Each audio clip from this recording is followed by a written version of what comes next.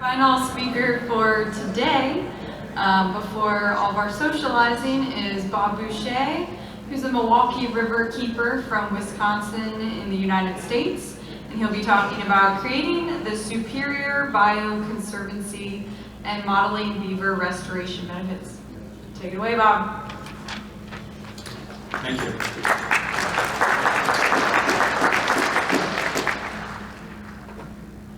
So this is a program that we're doing in Milwaukee with three key partners. One is Milwaukee Riverkeeper. Just jumped ahead here. Is this got a timer jumping? Okay. All right. So the Milwaukee Metropolitan Sewage District, the University of Wisconsin, Milwaukee, and two primary investigators, Dr. Quan Lau and Dr. Shangsu Wu. This is interesting because we have two guys that are from China who have never seen a beaver pond until I took them out to one. But one of them's a hydrologist and the other's a GIS, and they're both heads of their department, and they're quite good at this. So what we're doing is we're modeling the Milwaukee River watershed to measure this potential for flood mitigation. So Riverkeeper is an organization I started about 25 years ago, and its mission is really to protect water quality, and we're an advocate or the ombudsman for this resource. And it's three rivers, and it represents about 900 square miles. So the goal is to have swimmable and fishable water, and traditionally we've used the Clean Water Act to sue polluters. So Milwaukee Riverkeeper, as is this Milwaukee Metropolitan Sewage District, and MMSD has a green seams program, and this is, they're basically the sewage utility for 28 communities in Milwaukee. And they have a program that I talked to them starting about 25 years ago of buying up lands and wetlands to eliminate flooding. And so they plan to buy 10,000 acres in the next 10 years. And so we're working with the scientists and hopefully the Wisconsin Department of Natural Resources, some land trusts, and so one of the things we're seeing is we're having this thing called cell storms. So this is a huge amount of activity and energy and precipitation in a small localized area. And these happen and cause extensive flooding. This is a model that was supposed to happen in a few years, and this is what we're seeing happening. And this is a climate change that's occurring because of that. For example, in August of 2018, Western Dane County, we had 11 inches fall in a day, with damage estimated at $234 million. Wisconsin Dells on August 27th and 28th, 12.4 inches fell, and other areas experienced similar events. So La Crosse had 11 inches, Monroe had 12 inches, and so you get this, and it's a very compact, intensive storm. Outside of this circle, you might get 3 inches of rain. So this is in Odana, which is in northern Wisconsin. This stream, which is a normal 300 cubic feet per second, went to 40,000 in 15 hours. And this is 134 increase. And this is a stream that previously had probably 1,000 beaver colonies in it. This is a shot of Houston, Texas, after a 24-hour rain, which is one of the climate changes that we've seen.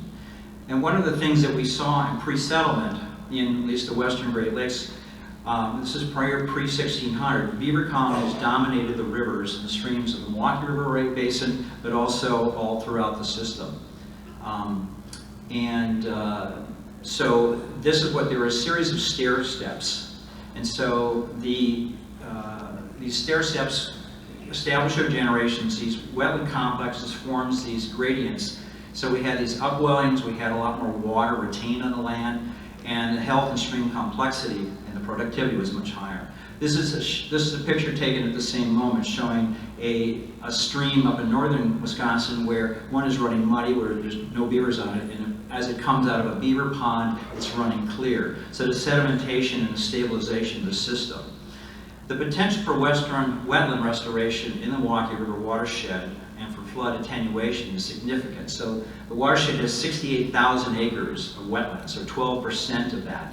So if we could take 10% of those wetlands and they were restored with beavers and the dams were, let's say, a yard high, on average, we could gain 20,000 acre feet of storage, which is about 32 square miles with 1 foot of water on it. So we know that these mature systems hold water and they basically stabilize the landscape. So if we're going to have climate change, or we're going to have this instability which is occurring and is happening, one way we can look at it is to stabilize the system. So going forward, this was what part of it was triggered by this journal of hydrology, from the Journal of Hydrology, that was done on a stream in Europe in 2011. So what these streams looked like it's very similar to this. And this is a video. So you can see the channels, you can see the dams, you can see basically how the structure of the landscape is completely different versus just a stream going through that. So if we look at this hydrograph, where the red is shown, this is a detail of that hydrograph. So you get these peak flows during those high times, and where that blue arrow is pushing down, that's with beavers on the landscape. So in essence, you're installing detention ponds across the landscape, and it's stabilizing the flows. The green bar, where it's pointing up, that's your base flows. So during times of dry water, you're getting higher base flows. During times of high water, you're getting lower hydrographs. If you look at that far chart on the right side, you look at infrastructure costs. Glennis just mentioned how much it costs to put a culvert in. And when you rip a culvert out of a road, so as you stabilize the system, these costs when you get into flooding. So if you have culverts that last 30, 50 years versus they get torn out after 5 years, you've doubled or tripled your cost on the landscape. So if you multiply this over a large watershed, your costs can just astronomically go. So the wear and tear on the whole system is stabilized when you have beavers across the landscape.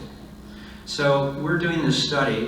Joe Wheaton, where are Joe? You want to raise your hand in the back there? So he developed a model out in Utah, and we're looking at how the density of beaver dams within the Milwaukee River watershed would change the structure of that. So these were somewhat extirpated in this area by 1800. We have a small remnant population.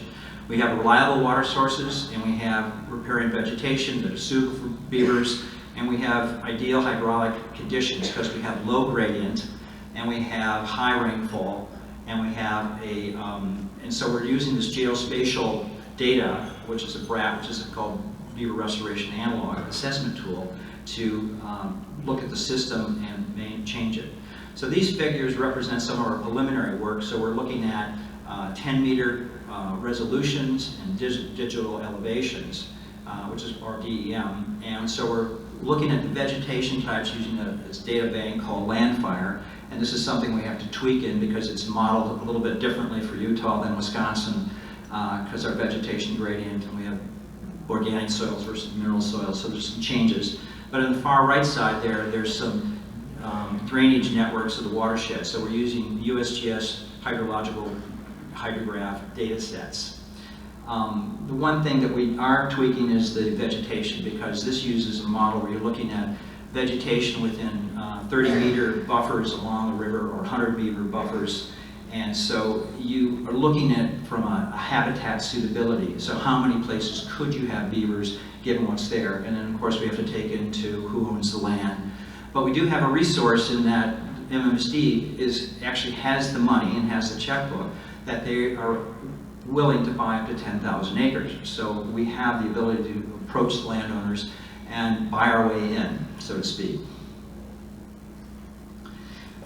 So we just started this in January. So this is a model that we're hoping eventually can be used around North America. But the BRAT combines these vegetation types with the hydrological modeling. And so the base flow, and they have this inference. So I'm not a hydrologist, but I can fake it a little bit.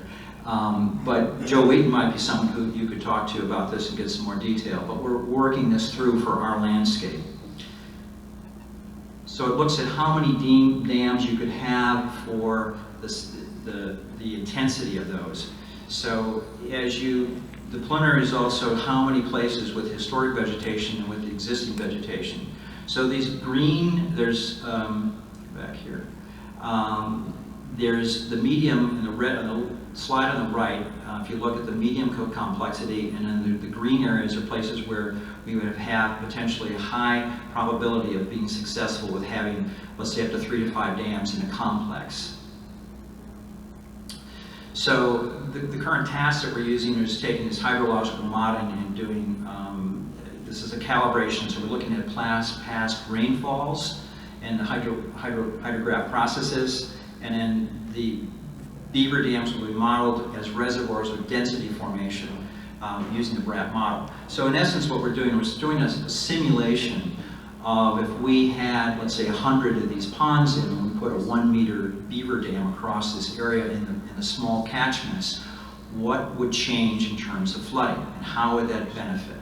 So it's evaluating this hydrograph is what we're doing going forward.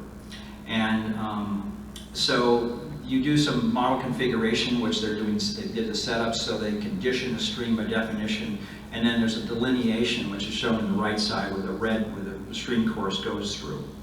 So you sort of burn this in to figure out where you're going to potentially have these. Then you also have to look at what do you have for soil types. So how much saturation does the soil hold? Does it run off or is it very permeable? And then what's the value of how much is there? So there's a model that, it's a Clark model, it's called this, and then you basically do this base flow modeling plus river channel routing. And these parameters give you this geospatial data. So there's permeability plus soil speed, so to speak, of how fast the stuff is going to come off this area. And we already have, this is some USGS river gauges. So we have river gauges at these different stages, and we're looking back at the data going back up to 20 years of what happened in terms of flows during, so if you have a 4-inch rain in this particular catchment, what did the hydrograph say? So you look at what the historic numbers are, and then they can take that and they can extrapolate it in the model. So it's a lot of number crunching. And we have 2 graduates, we have a team of 8 actually, 3 people in the field, 1 sort of keep managing the project, and then 2 professors and 2 graduate students are working on this to come up with the model. And we're doing a lot of mapping with this, and so one of that is Max Rock, who's going to come up in a second. He created some of these models. So this upper area, if you look at that map in there, there's the wetlands in there shown in that sort of dark green color. And so those are some of the larger wetlands where we're going to be focusing on some of the modeling for doing the projections of what we can get for flood control. So one of the things that came up, we were looking at different ways of looking at, so we're using LiDAR data for what I call beaver dam archaeology.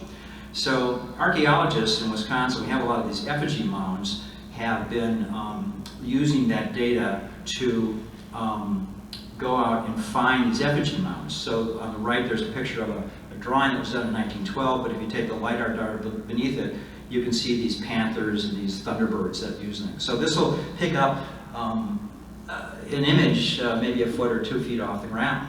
And it uses sort of this background, looks like the moonscape, but you can start to pick it. So if we go, and we know that pre-settlement we had big beavers, or big beaver complexes, but we're going back a couple hundred. So on the shoulders of these streams, this, what happened there? Which slide would you like to start? This one. This one, okay.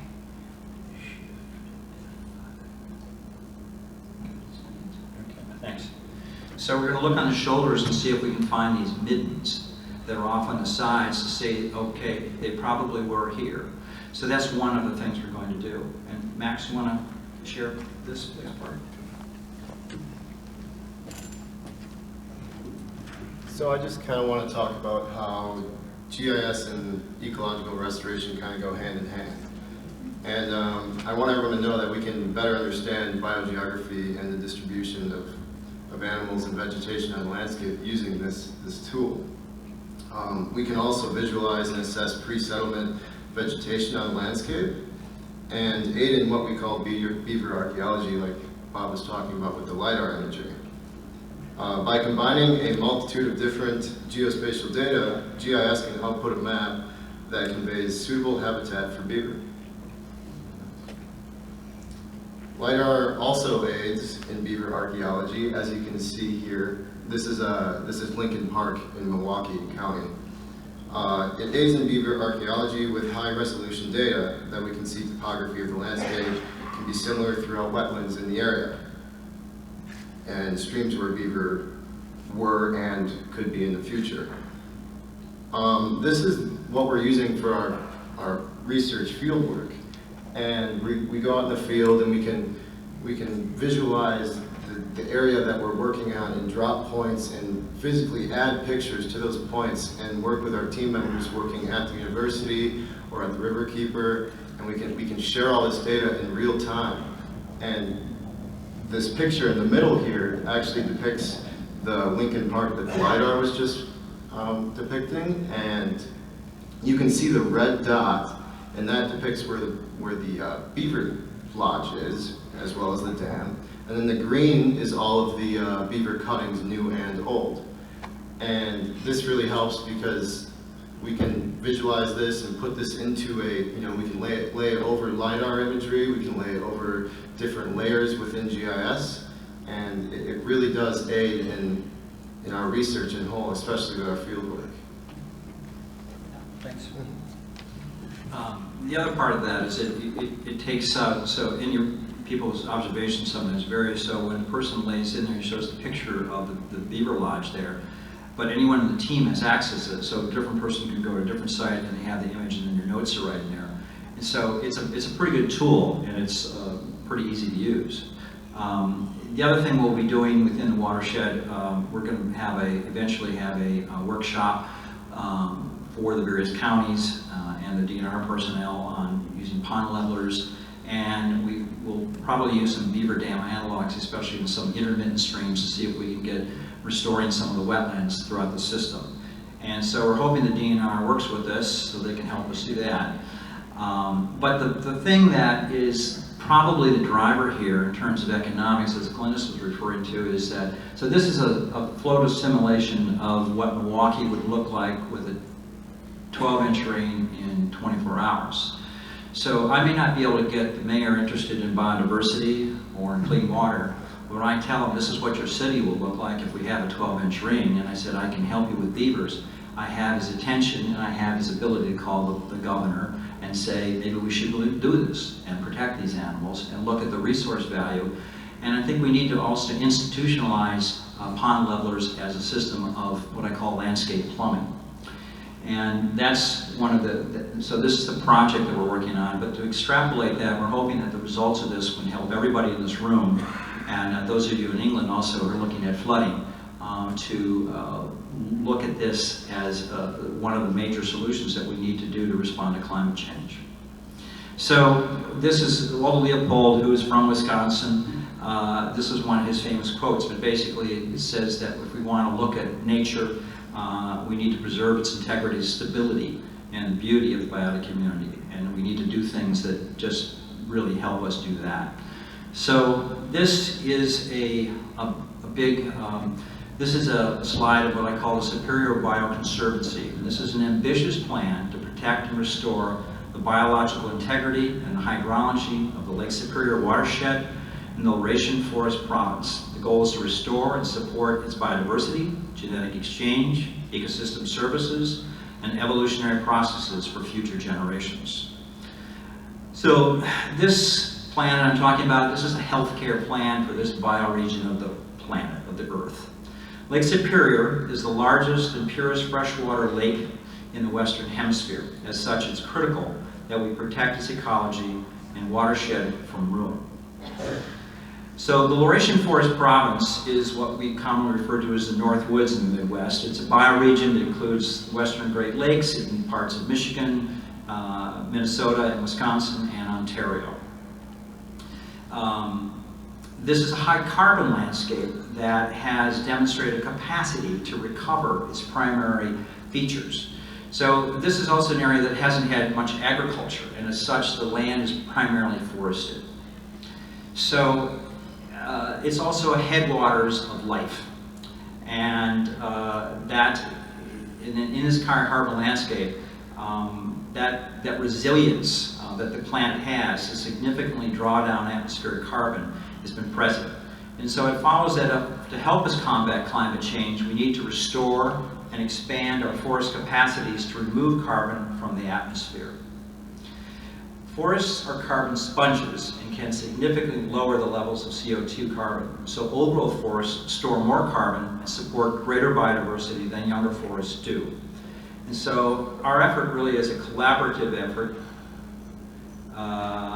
Let's go back here. So we're meeting with tribal groups as well as the Nature Conservancy, Sierra Club, and other organizations. So this is not going to be, this is an all hands on deck sort of thing. So if we look at what we want to do is, these are the various fragments of public land. So these are all public lands that are part of this tapestry of this part of the planet. And so we're trying to advocate for the creation of wildlife corridors to connect these tracts of public land. And as we face, go back here. Just to get my, oh, there we go.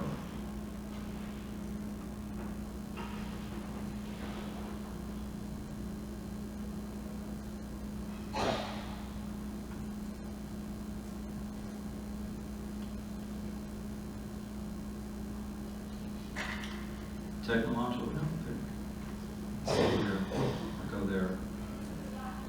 So this can load it. And just get video play. Sorry. So as we face mass extinctions of our wildlife, this will help avoid fragmentation and restore biodiversity. Conservation biology understands that fragmentation in islands regarding biodiversity simplify and collapse these systems. And so the only way to ensure, sorry, this is jumping around on me, the only way to ensure really is establish permanent protective linkages. So how do you get that done? Well, we're fortunate in one way. We have this landscape has unique and overlay of tribal ufukshari rights across this called the ceded territory. So these Ojibwe tribes, and those rights across the Laurentian forest are sovereign and serve as sort of protected conservation easement on all public lands. I need another little help here. Okay. So if I want to get this to come down here, I'm just going to look to there to get this to go up.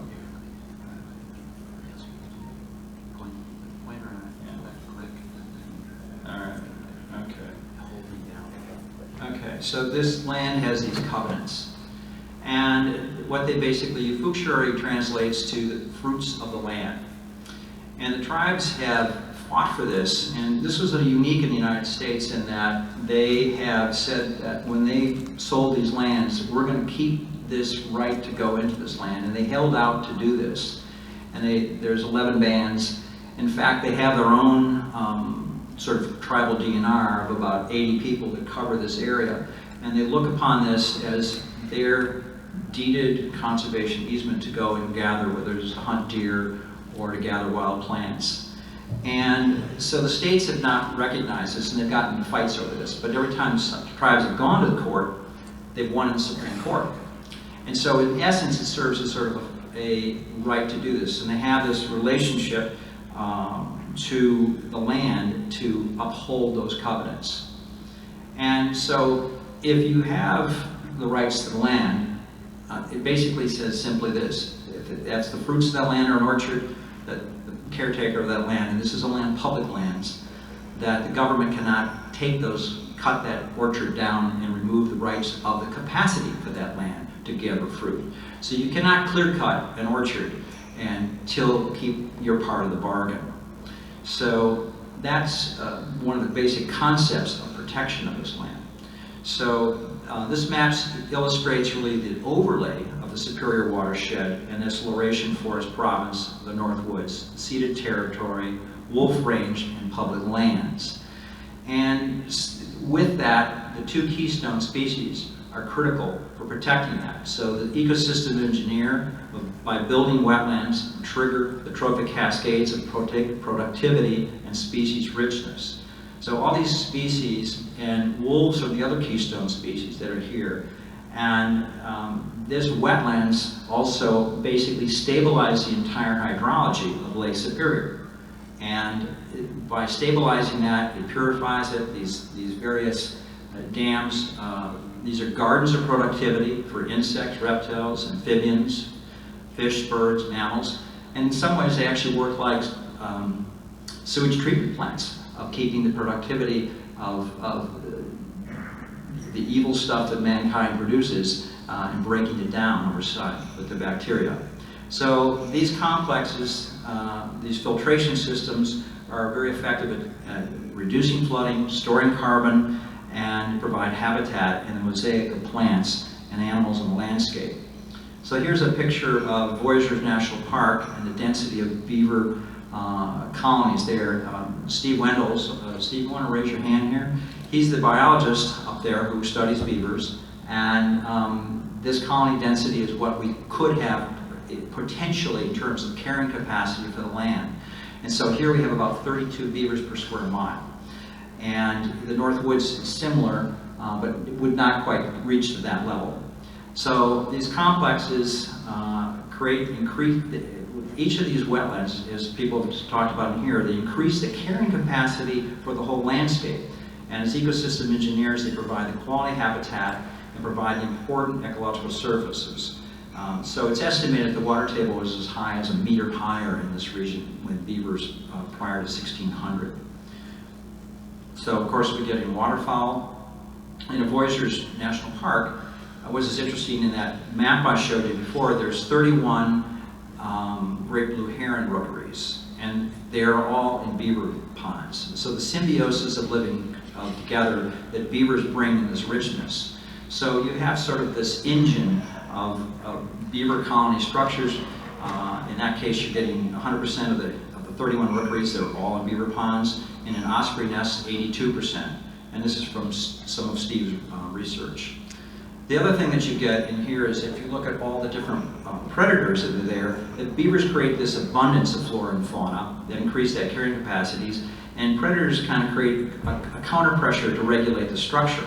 And so these home territories, when you have greater productivity, the home territories of the various predators get smaller because the carrying capacity of the land is greater. You also have this natal hydrology of these wetlands, how they clean the water, stabilizing flows, and cooling base flow temperatures in summer, and warming the water over winter, which has some higher survival for a lot of the bugs and the creatures, the biota, that is sort of the beginning of the food chain. So one of our conservation effort is going to look for protection and management of beaver populations across this entire bioregion in order to restore the biodiversity and to protect that natal watershed hydrology of Lake Superior.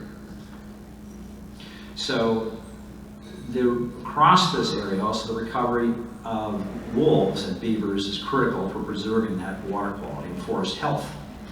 So the gray wolf, which is a partner in this drama,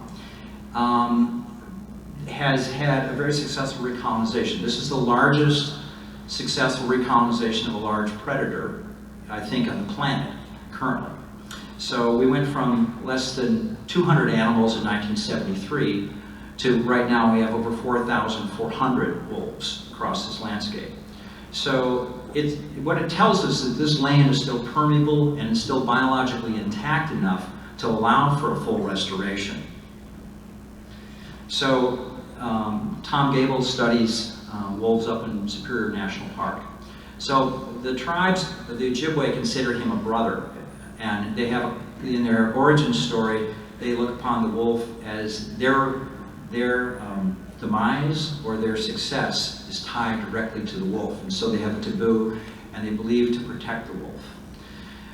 So this is a shot showing the various, over that same park, some of the wolf territories. And wolves feed quite a bit on beavers, especially in the summer. So on average, the wolves there, from Tom Gable's work, that they'll kill between 6 to 8 beaver per wolf. And these wolf territories are maybe 50 square miles to larger, depending if there's, let's say, 5 wolves in it. And they get specialists. And so how they hunt them is they will come and they basically, they're not, a lot of people think of them as coursers, but they will actually just sit down and park themselves next to a channel. And so using this sort of data here, he can plot this. So these are wolves that have collars, and he knows that that wolf is sitting there for a long time. In some cases up to 8 hours, the wolf will stay there before it will try to grab a beaver. And so some of these wolf territories also have a huge amount of beavers, up to 600 to 900 beaver. But one wolf was a specialist, and he, in the course of a year, he killed 28 beaver. And another wolf had a collar on, and he didn't get one. So that specialty is going to vary with the skill of and the sort of how the animal learns, and shows the great variability of behavior. This is a scat that Tom collected, which is kind of amazing because this all came out of one scat. So what he does, he collects these scats. He can tell from these spots, he goes to where the spot, if the wolf with the collar stays in one spot, it sheds off a beacon every 20 minutes. And he goes back to that spot and he can figure out where, and he looks at the site to see, oh, he finds the scene of the crime, some piece of fur, a piece of blood, a bone. So fawns and whatever they find. So and then throughout the region, he's collecting scats. So he takes the scat, he puts it in a thing that's similar to a nylon stocking, and runs it through a washing machine, washes all the poop out, and what you have left is hair, bones, and claws. In this case, 24 claws, and this particular wolf on that day had a big meal of a beaver and a big meal of a fisher, which is a pretty tough critter. So they live in these pack zones, and they are behaviorally shy. This is sort of a structure of how they are in Wisconsin. But what we found is that with wolves, we also get healthier forests. So white-tailed deer are the primary herbivore in our landscape, and they will completely denude certain parts of certain plants that they're favored. So they'll take out to 40% of certain biota of the plant communities within an area when they have high density.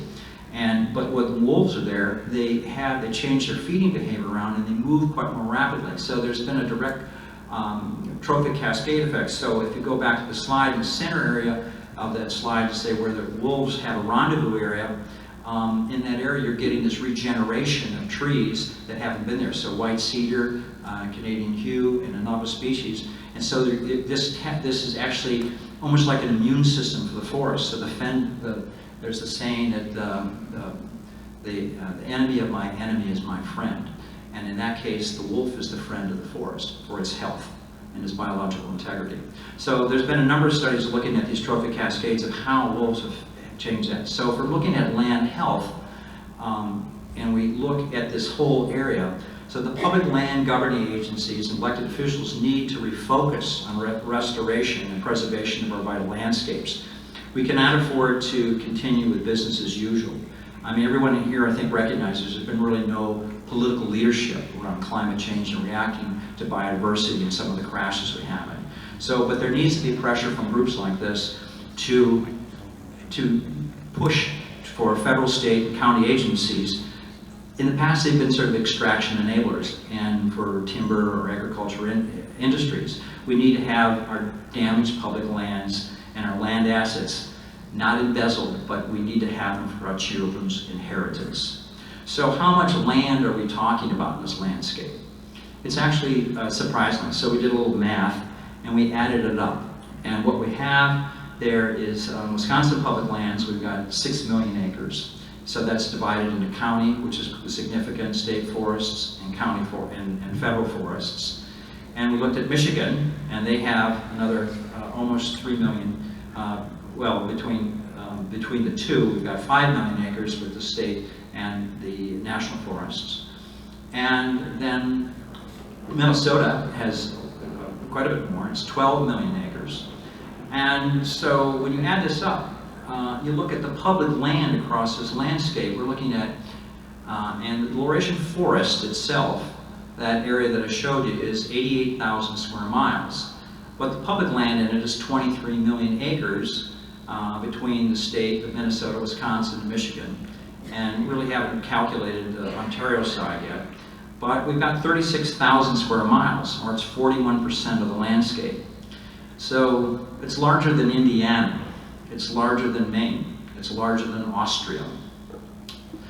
Yellowstone Park, which gets a lot of attention about the wolves there and is considered, you know, an important icon for the United States in terms of our natural resources, is 3,400. And so this is an area that's 10 times larger in scale for public land.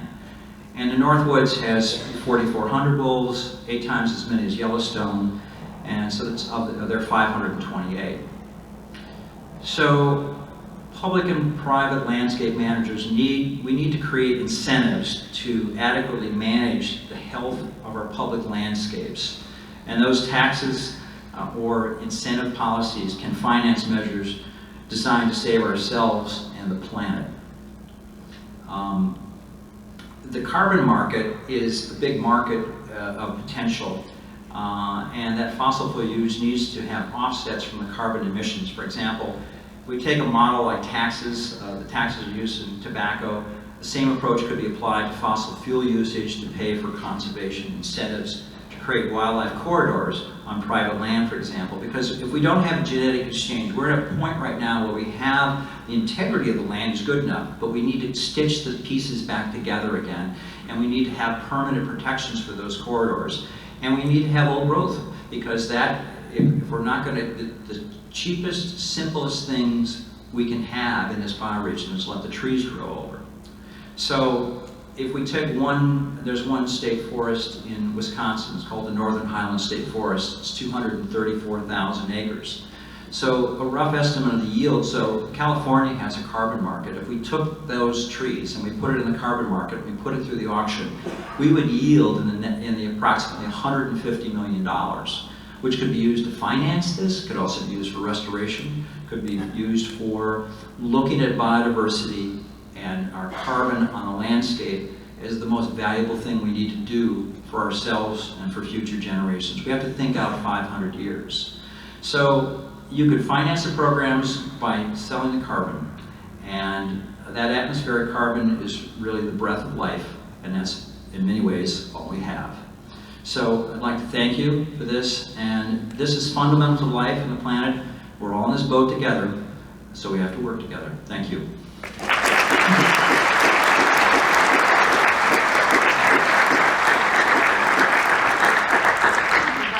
Questions? Well, first off, fantastic. That was a great presentation. You hit so many different points, and I think you're right on point. So I don't know exactly where to start. I've got a couple quick points, and then I'll end with a question. I agree with carbon markets, and it's supported on both sides of the aisle. If you look at the Rice-Baker Institute, they're even talking about putting a carbon tax. It's probably not going to work in this administration, but you can actually leverage that in some cases 200 to 300% by focus on using that money as the non-federal match for grants, which there's a lot of grants in the Great Lakes region. The other thing I'd like to look at, and gets back to grants, is the reduction of the peak in the hydrograph. The peak in the hydrograph is where most of the expense of the flooding comes. So if you have a reduction in that, that should be advantageous to FEMA. I'd like to connect you with the State Hazard Mitigation Officer in Wisconsin. And FEMA's looking for nature-based solutions, and they actually just radically increased in the 2018 DRRA, radically increased their pre-hazard mitigation, which this might work for. So if you thought about getting grants from that type of agency, and my follow-up is, you talked about the soil permeability. There's great examples in Wisconsin where farmers have taken their soil organic matter from about 1% with 1 inch per hour of infiltration and taken it up to 8 and 10% organic matter and increased it to 8 to 10% inches of infiltration per hour. And what they're actually doing is soaking up the rainfall as an agricultural asset before it washes downstream, hits the streams, and becomes a flooding liability. So are you looking at those types of things? I think your project would be an amazing one to get funded. Yeah, I think, I mean, this should be FEMA's go-to, or the Army Corps of Engineers. I mean, our Army Corps of Engineers should be, you know, all those guys should be building flow devices on the landscape. And they should take that art and refine it and work at and look at it from an ecology standpoint. I think flood mitigation, from a flood, just as a general thing, you can get money for flooding. It's a no-brainer in many ways, and so we have a lot of infrastructure that has spent a lot of money doing hard engineered solutions that are efficacy is very low. The cost of building a storm detention pond is quite expensive. The cost of having beaver there is it's just such a win-win. So yes, to answer your question, we're looking at that. But I'd like the fellow that you mentioned, I'd like to get his name. Yeah.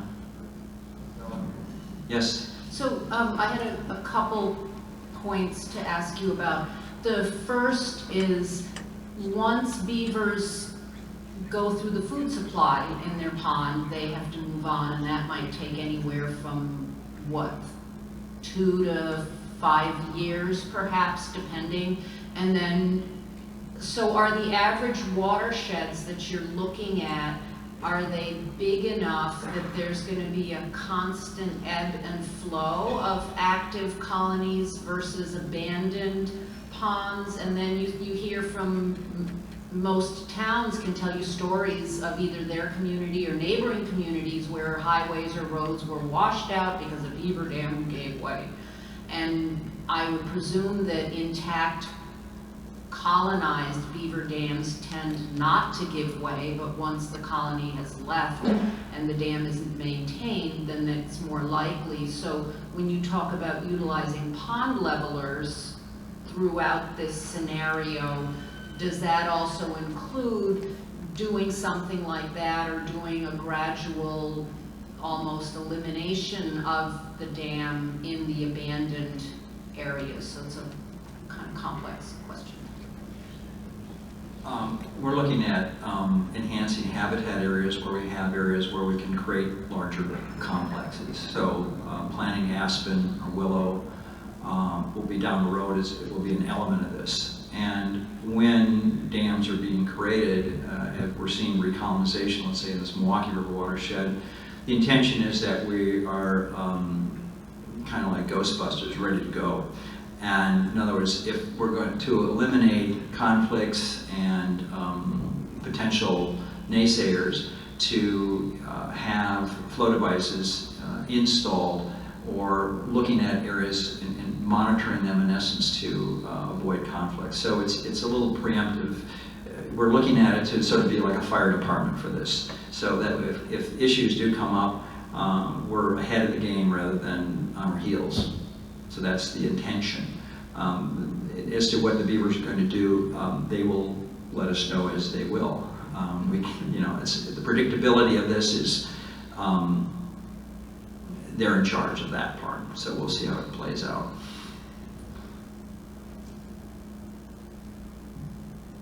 Yes. So are you with the Waterkeepers Alliance? Yes. Okay. How's it going with the other waterkeepers and the beaver messaging? They haven't had the gospel but I'm going to send Stanley there soon, and he can get the sermon from the mount for us. So, you know, in 2002, I went back and got a master's in water resource management. My focus was ecosystem management from watersheds from the University of Wisconsin and the Institute of Environmental Studies. And in the 2 years that I did that study, or I did that master's, the word beaver was never uttered by anyone. So the educational transformation for me came from my own interest in the critter and finding it. So because they were, you know, erased from the landscape, the agencies they're illiterate around the benefits and the potential for restoration that beavers offer us. Bob. Thank you.